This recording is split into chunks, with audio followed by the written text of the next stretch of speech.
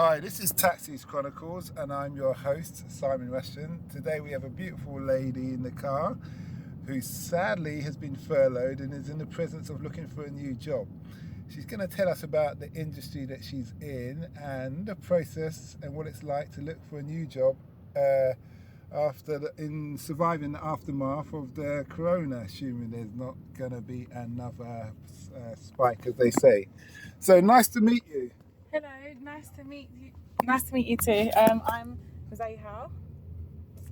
Yeah, so I just wanted to talk a bit. So basically, because of the whole, the whole virus and the whole pandemic, most of us are being made redundant from schools, and I am unfortunately one of those staff.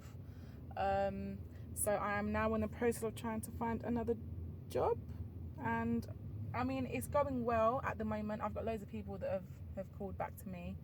So hopefully I can find one soon. What's your title? What's your profession? I work in a school.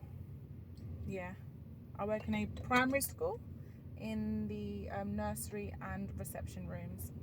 Okay, so you specialise with the little ones? I do, yeah, in the actual early years sector. So I help to plan and to organise their daily activities. Have you been doing that for long? Yeah, I've been working with children for over 10 years now, so I've got quite a lot of experience with them. So that's your true love? Yeah. Children. Oh, that's good. It's better than you've got a good heart. Yeah. I don't think I could work with children. No, I mean it takes a lot of patience, but luckily I do have that, so it works well for me. What do you say is some of the key things you've learned over the years? If you was going to look back at the younger you and you're going to say, know this. Yeah. What would be that? So if I could go back to my younger years, maybe I would have stayed in education a bit longer and studied a variety of different courses to do with childcare. And I can still do it now, but it's quite a lot of time and effort for that. But yeah, I mean, I don't actually have any regrets about anything. I'm quite confident. You would encourage other people to come into the industry? Oh yeah, I think working with children is one of the most rewarding jobs ever, and I do think that most people should start looking at that sector. What are the key qualifications, the key aspects that people should have? So having experience is one of the high majors. Having patience. Any specific kind of experience? Like working with children, obviously children range. Does it have to be disabled children? Does it have to be... is there any specific kind of experience that someone should definitely have when they're going to go for a job in the industry you're in? Well, people don't actually need that much experience, apart from obviously experience with children, and most places are actually only asking for that, and not so much as the actual qualification side of it. Okay. So just having experience with children and learning how to actually communicate with them is the experiences that you need, really. Okay, that's good. So if I want to be a teacher and I come from a family of 10 brothers and sisters, Yeah. I've been looking after them as the oldest sibling. Yeah. Would that count towards it? Yeah. That could add onto your actual CV, and it would make you look better, because it proves that you have background experience as well, which is good. How are the children handling the social distancing?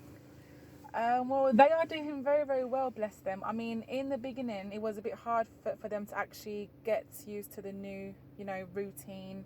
And now the classes are much more smaller, so they're not with, all their friends and teachers.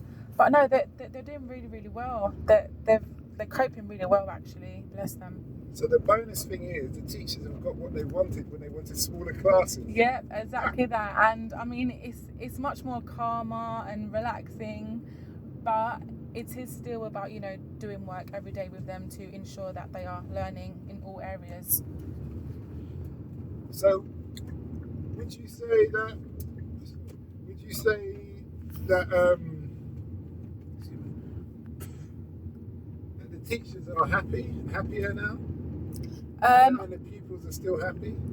Well, the children are definitely happy, yeah, and and so are the teachers. I mean, having to actually adjust to this change was difficult for both teachers and the children, but they are very, very happy.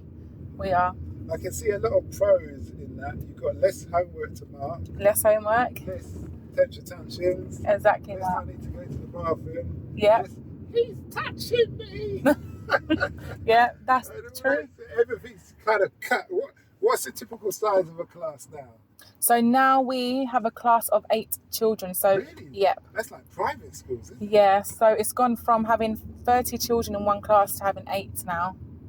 And that's every day you get the same 8. Yeah, so every day it's the exact same children and the exact same staff based in that classroom. So that's actually, if that's the future, that means from now on, if you're a builder now, they're gonna have to be cutting those classrooms, putting dry walling up to bring the classrooms smaller. Exactly that. That's basically how it feels, you know, at the moment, and the children can't really bond with the children in the actual other classes because they can only play with the ones who are based in their classroom and not in the others. You know, they can't mix groups. They can only stay in their group of children until the whole virus thing's over. Do you find it strange that they're dividing up the children, even though children aren't really affected by COVID? I mean, it is strange, yes, but their parents really respect the way that you know, we have been doing this, and they actually prefer it this way, because every morning just before the children come into the building, we check their actual temperatures and we give them some hand soap just before they enter the building. And the parents are really liking that. So the parents are feeling comfortable. They are very comfortable. Reassured. I suppose that's what it's all about. Yeah, and I mean, even though children can't really be affected by this, they can still be carriers of this. So yeah. It's been a crazy one, really. It's been a crazy year. Yeah, it's been a crazy year. It's been a crazy couple weeks back at work as well. But it's sad with all the deaths that's happened around in the world. So just to cut in there, the teachers are being furloughed, but they're making the classes smaller. So you've gone from 30 to 8. That means you've got 22 children who aren't being taught, or they're just all divided down to 8. So not all the children are back in school. Some are still at home because their parents have chosen to not bring them in still. So we don't have that many children in, because most of them are still at home because their parents just still don't want to bring them in with the whole virus going on. And that's what's made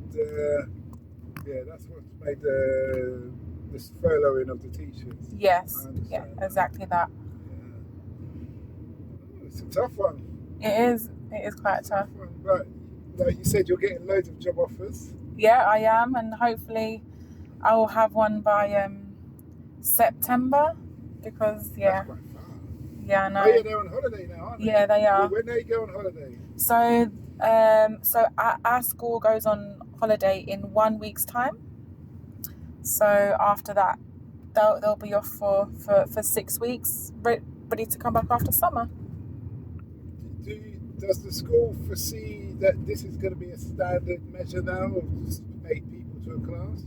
So we don't actually know yet, but at the moment it is like that, and it is planned as that until they come back in September. So when they come back and it's still like this, then yeah, it is going to still be as 8 children per classroom. But we don't know what's going to happen until then. you know, things could be going back to normal with schools. It just depends on the government. Okay. Well, thanks a lot for that. That's okay. Thank you. It's been a pleasure. That's good. So guys, don't forget to like and subscribe. I hope you like that episode. A bit of insight to what it's been like a teacher in the Corona time or after the Corona time. Also, don't forget our other podcast, our sister podcast called Africa Investing Stories. It's all about people from around the world who've invested in Africa. The good, the bad, and the ugly experience. And have a nice day.